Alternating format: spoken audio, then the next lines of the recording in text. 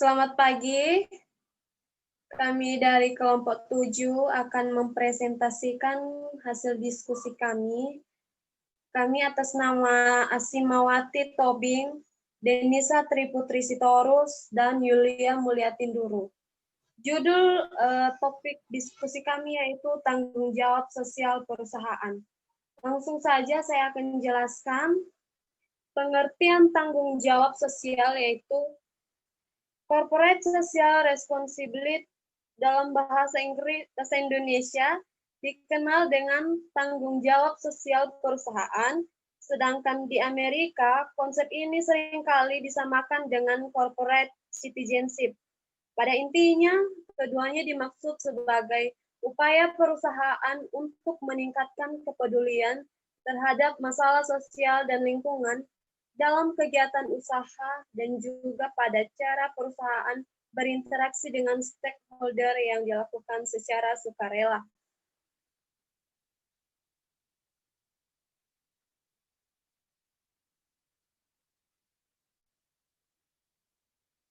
Menurut Becker, tanggung jawab sosial adalah bagaimana cara perusahaan mengelola proses bisnisnya untuk menghasilkan segala hal yang positif yang berpengaruh terhadap lingkungan.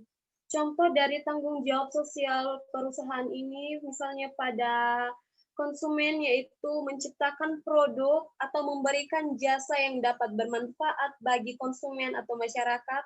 Sedangkan kalau untuk karyawan yaitu menciptakan rasa aman dan nyaman bagi karyawan serta memberikan gaji sebagai feedback dari pekerjaan yang telah diberikan oleh karyawan.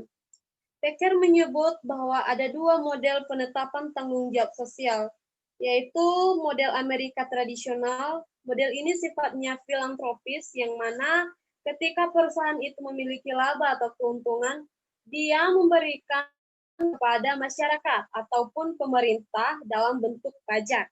Sedangkan yang kedua, model Eropa modern, model ini integratif atau fokusnya pada bidang usaha. Artinya pada model ini ada perpaduan antara tanggung jawab sosial perusahaan untuk usaha itu sendiri dan juga kepada masyarakat sekitar.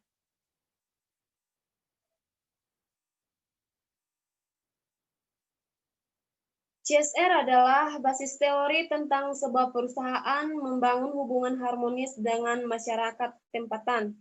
Secara teoretik, CSR dapat didefinisikan sebagai tanggung jawab moral suatu perusahaan terhadap para strategi stakeholder-nya, terutama komunitas atau masyarakat di sekitar wilayah kerja dan operasinya. Maksudnya di sini CSR ini artinya suatu kewajiban yang dimiliki oleh perusahaan terhadap masyarakat yang ada di sekitar wilayahnya, misalnya lingkungan sekitar. Adapun pengaturan CSR di dalam pasal 74 Undang-Undang Nomor 40 Tahun 2007 diatur sebagai berikut. 1. Perseroan yang menjalankan kegiatan usahanya di bidang dengan sumber daya alam wajib melaksanakan tanggung jawab sosial dan lingkungan. 2. Tanggung jawab sosial dan lingkungan pada ayat 1 merupakan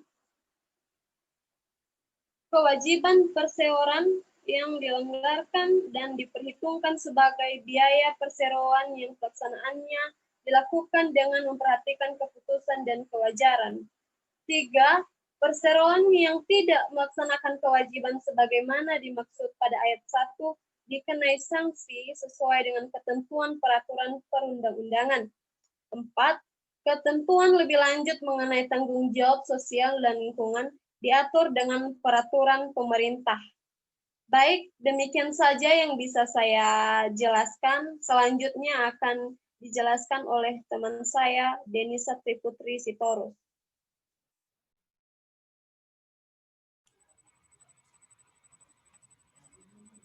Oke, di sini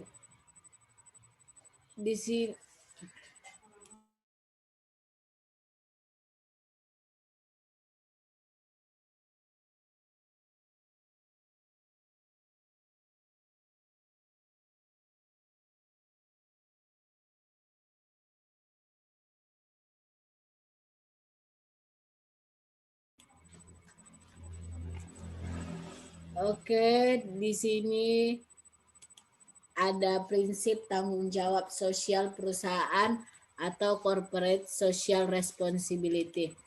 Di sini ada prinsip yang pertama, prioritas corporate mengakui tanggung jawab sosial sebagai prioritas tertinggi corporate dan penentu utama pembangun berkelanjutan. Yang kedua, ada manajemen terpadu mengintegrasikan kebijakan, program, dan praktek ke dalam setiap kegiatan bisnis. Yang ketiga, ada proses perbaikan secara bersinambungan memperbaiki kebijakan, program, dan kinerja sosial corporate. Yang keempat, pendidikan karyawan menyelenggarakan pendidikan dan pelatihan serta memotivasi karyawan. Yang kelima, pengkajian melakukan kajian dampak sosial sebelum memulai kegiatan atau proyek baru dan sebelum menutup hati fasilitas atau meninggalkan lokasi pabrik. Yang keenam, produk dan jasa mengembangkan produk dan jasa yang tak berdampak negatif. Yang ketujuh, informasi publik memberikan informasi dan mendidik pelanggan, distributor, dan publik tentang pengguna yang aman transportasi, penyimpanan, dan pembuatan produk. Yang ke-8, ada fasilitas operator. Ke-9, prinsip pencegahan. Ke-10, pemasukan. Ke-11, siaga menghadapi darurat. Yang ke-12, transfer best practice. Yang ke-13, memberi sumbangan. Ke-14, keterbukaan. Yang ke-15, ada pencapaian dan pelaporan. Dan di sini ada juga tambahan dari prinsip atau tanggung jawab sosial perusahaan. Yang pertama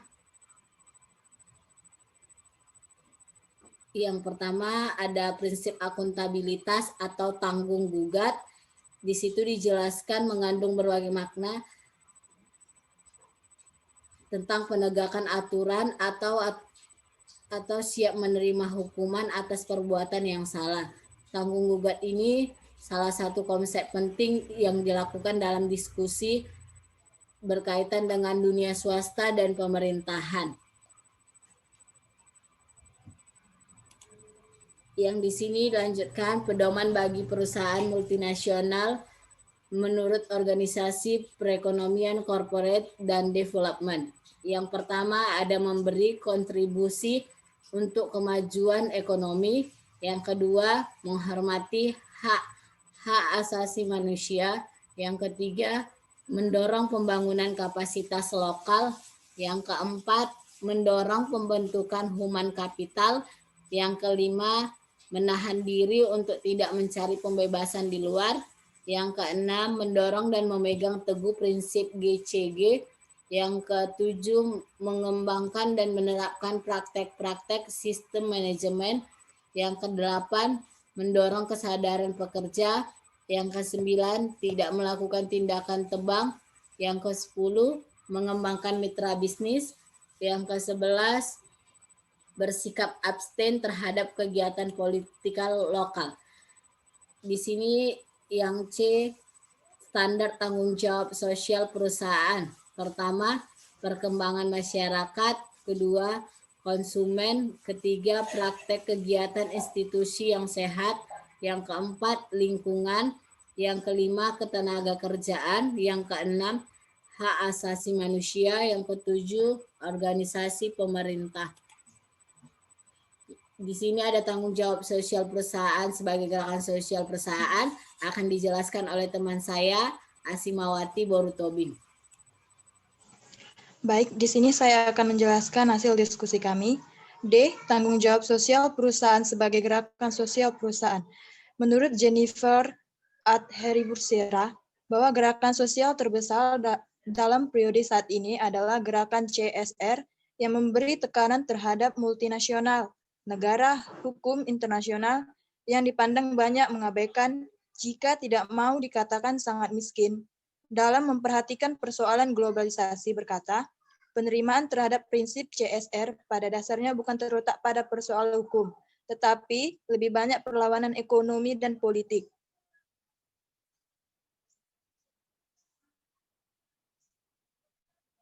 Selanjutnya, C. Lingkup tanggung jawab sosial perusahaan. Dalam perkembangan etika bisnis, sampai saat ini lebih komprehensif mengenai lingkup tanggung jawab sosial perusahaan, antara lain, 1. Keterlibatan perusahaan dalam sosial yang berguna bagi kepentingan masyarakat luas. 2. Keuntungan ekonomi menurut Milton Friedman, satu-satunya tanggung jawab sosial perusahaan adalah mendatangkan keuntungan sebesar-besarnya bagi perusahaan. 3. Lingkup tanggung jawab sosial perusahaan adalah memenuhi aturan yang berlaku dalam suatu masyarakat, baik yang menyangkut kepentingan bisnis. 4. Hormat pada hak dan kepentingan stakeholder pada pihak-pihak yang terkait. Selanjutnya, F. Inovasi tanggung jawab sosial koperasi, antara lain, 1. Sebaiknya strategi bisnis perusahaan didasarkan kepada sebagaimana mereka dapat meraih konsumen. 2. Sebaliknya, strategi dan fokus bisnis perusahaan adalah didasarkan suatu persilangan segmen-segmen pasar. 3. Strategi dan dukungan dari perusahaan terhadap lingkungan perlu melalui efisiensi produksi. 4. Strategi yang dijalankan perusahaan sebaliknya tidak hanya sebatas keunikan produk. 5. Fokus terhadap dari strategi bisnis perusahaan. 6. Strategi bisnis perusahaan melalui intervensi. 7. Perusahaan perlu produk-produk sebagai satu komoditi yang mengandung untuk berinovasi. 8. Mengkombinasikan investasi kapital. 9. Melakukan pergeseran terhadap bentuk strategi standarisasi. 10. Melibatkan konsumen secara bersama-sama di dalam memelihara suatu hubungan dari sumber-sumber daya. 11. Mendorong dimensi bisnis kepada pencipta inovasi jenis tindakan kedermawanan terhadap operasi bisnis yang ada. Baik, ini saja hasil diskusi kami. Kami ucapkan terima kasih dan selamat pagi.